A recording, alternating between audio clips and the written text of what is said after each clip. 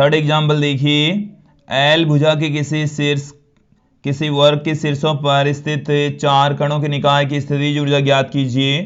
वर्ग के केंद्र पर विभव भी ज्ञात कीजिए। हमें इस क्वेश्चन में एक वर्ग बता रखा है कि एक वर्ग है और उस वर्ग के शीर्षों पर 4 समान द्रव्यमान वाले पार्टिकल स्थित हैं।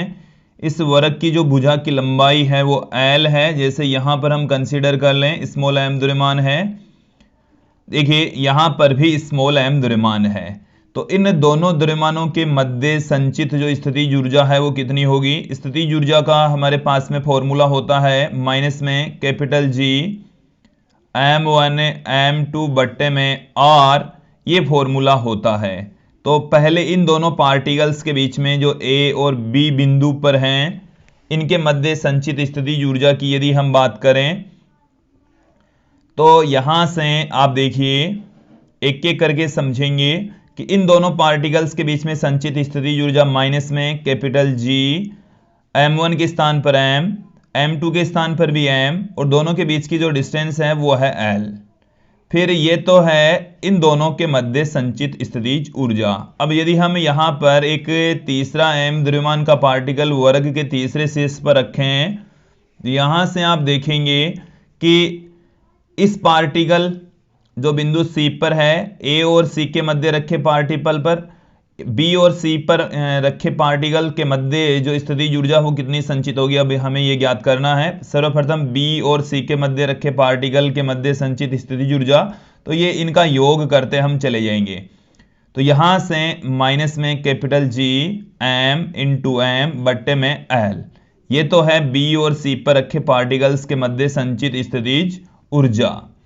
अब यहां पर आप देखिए इस A और C के मध्य जो पार्टिकल्स हैं उनके बीच में कितनी स्थितिज ऊर्जा संचित होगी, जबकि इस विकिरण की जो लंबाई है वो अंडर में 2L हो जाएगी। ये इस वर्ग का विकिरण है जो कि अंडर में 2L के इक्वल होगा। आप फाइंड आउट कर सकते हैं, ये L है, ये L है, ये कोई ट्राइंगल है और किसी ट्राइंगल का जो विकिरण है वो आधार का स्क्वायर प्लस लंब के स्क्वायर के अंडर के बराबर होता है। तो यहां से AC बराबर, देखिए मैं आपको बता भी देता हूं, तो AB का स्क्वायर प्लस BC का स्क्वायर के रूट के बराबर होगा। तो L square plus L square का रूट, तो ये हमारे पास में आ गया 2L स्क्वायर का रूट, और AC बराबर हमें मिल गया है अंडर में 2L। ओके, यहां से इन दोनों के मध्य संचित स्थितिज ऊर्जा निकाल ली। अब इन दोनों के मध्य संचित स्थितिज ऊर्जा देखिए माइनस में capital G small m into small m, अब जो डिस्टेंस है वो है अंडर में 2L। ये इन दोनों पार्टिकल्स के बीच में संचित स्थितिज ऊर्जा हो गई। अब हम यहां पर चौथा पार्टिकल लेकर आ रहे हैं जो कि बिंदु D पर लाया जा रहा है, स्मॉल m द्रव्यमान का ही है। तो इनके बीच में स्थितिज ऊर्जा कितनी संचित होगी? तो इन दोनों के मध्य संचित स्थितिज ऊर्जा, इन दोनों के मध्य संचित स्थितिज ऊर्जा, और B और D पर स्थित कणों के मध्य संचित स्थितिज ऊर्जा, 3 स्थितिज ऊर्जाएं ज्ञात करनी है।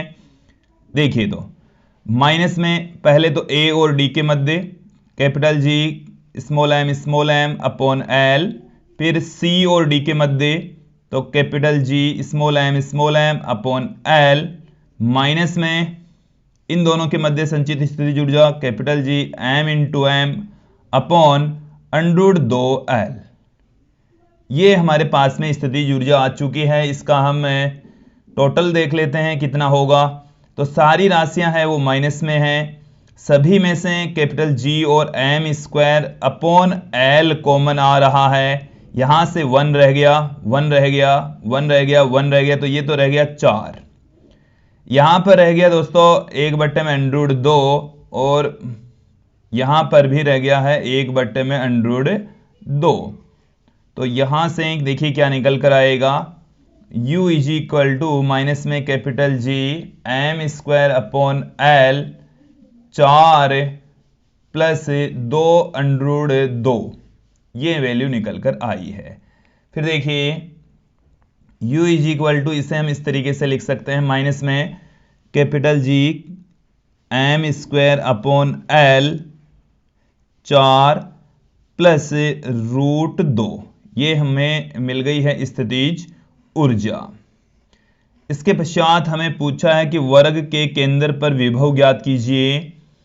तो देखिए दोस्तों, विभव का जो फॉर्मूला है वो क्या होता है, पहले मैं फॉर्मूला बताऊंगा। इस बिंदु पर विभव पूछा है, तो इस बिंदु के कारण से विभव, इस द्रव्यमान के कारण से विभव, इस द्रव्यमान के कारण से विभव, सभी द्रव्यमानों के कारण से विभव सेम होगा, क्योंकि ये वाली जो डिस्टेंस है वो सारी की सारी सेम है, दूरी समान है, द्रव्यमान समान है, और यह एक अदिश राशि होती है। तो हम विभव का फॉर्मूला क्या जानते हैं, पहले मैं फॉर्मूला बता देता हूं। गुरुत्वीय विभव,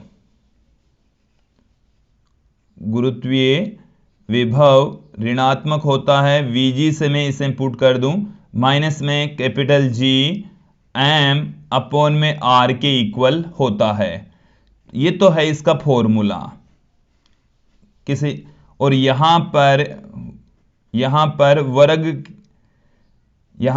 वर्ग के केंद्र पर, वर्ग के केंद्र पर विभव कितना होगा, Vg बराबर 4 शीर्षों की वजह से होगा, और एक शीर्ष पर कितना है, एक शीर्ष की वजह से देखेंगे, माइनस में कैपिटल G स्मॉल m बट्टे में यहां से यहां तक की डिस्टेंस। तो यहां से यहां तक की डिस्टेंस जो विकिरण की लंबाई है उसका आधा कर दीजिए, तो इसमें आप भाग लगाएंगे तो हमारे पास में आ जाएगा L बट्टे में √2। इसमें 2 का भाग लगाएंगे तो √2 से √2 कैंसिल हो जाएगा, L बट्टे में √2 आ जाएगा, तो ये आ गया L √2 ऊपर चला जाएगा। तो हमें मिलने वाला है फाइनल आंसर माइनस में 4√2 Gm अपॉन L। ये हमें मिल गया है वर्ग के केंद्र पर विभव। तो ये था हमारे पाठ्यपुस्तक का 3rd एग्जाम्पल।